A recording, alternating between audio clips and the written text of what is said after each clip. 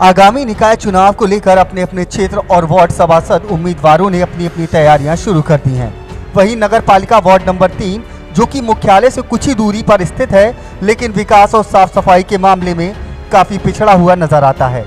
ऐसे में Ravidas Nagar ward number 3 से विपिन गुप्ता को लोगों का साथ मिलता हुआ देखा जा सकता है। विपिन गुप्ता किसी राजनीतिक परिवार से तो नहीं आते और न ही आज तक वे चुनाव लड़े, लेकिन आम जनता के समर्थन और आग्रह पर अब विपिन गुप्ता जनता के समक्ष पहुंच चुके हैं। विपिन गुप्ता ने बताया कि उनके वार्ड में क्या क्या समस्याएं हैं और वे कैसे इनको दूर करने का प्रयास करेंगे।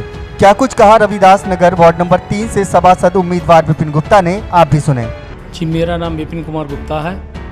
मैं वार्ड नंबर 3 से चुनाव लड़ूंगा। आम जनमानस पास इन मुद्दों को लेकर जा रहा हूं। हमारे वार्ड में जितने भी प्रत्याशी हैं और जो सभासद रहे हैं, वो सभी लोग केवल एक ही बात पे रहते हैं। सभासद बनने से पहले वो जनता के पास जाते हैं, उन्हें लुभावने वादे करते हैं, बहलाते हैं, फुसलाते हैं, और सभासद बनने के बाद वो केवल चेहरा देखकर काम करते हैं। जो उनके अपने हैं, जो उनके साथ घूमते हैं, उनको ही केवल सरकारी जो भी लाभ हैं उनको ही केवल दिलवाते हैं, वार्ड की आम जनता को नहीं दिलवाते हैं। जबकि जनप्रतिनिधि को चाहिए कि जनता सारी एक है।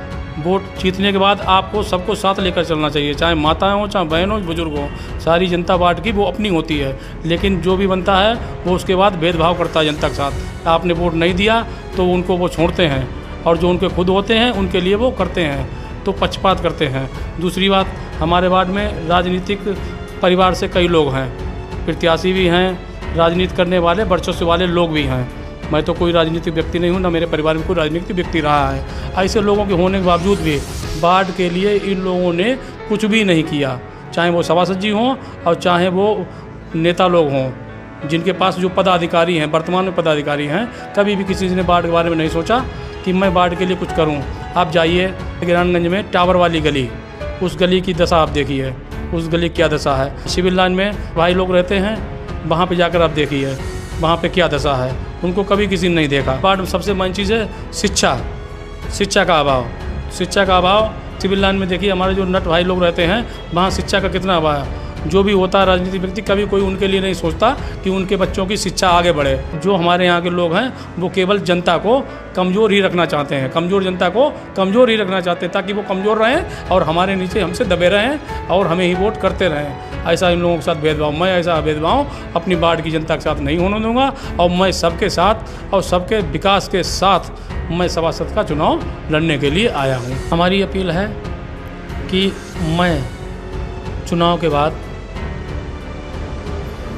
यदि जनता मुझे समर्थन देती है, जनता मुझे चुनती है, तो उसके बाद मैं आम जनमानस के लिए जो नगर पालिका से व्यवस्थाएं होती हैं, वार्ड की साफ और स्वच्छ रखना, वार्ड को गड्ढे मुक्त कराना, जो गलियां टूटी हुई उनको सही करवाना, लाइट की व्यवस्था, ज़्यादातर बिजली के तार झूल रहे हैं, यदि नगर पालिका से वो होंगे तो नगर पालिका से कराऊंगा। नगर पालिका के अंडर में यदि बिजली विभाग व्यवस्था नहीं आती है तो मैं बिजली विभाग से और किसी भी और व्यवस्था से कहीं से भी कुछ भी करके काम करवाऊंगा।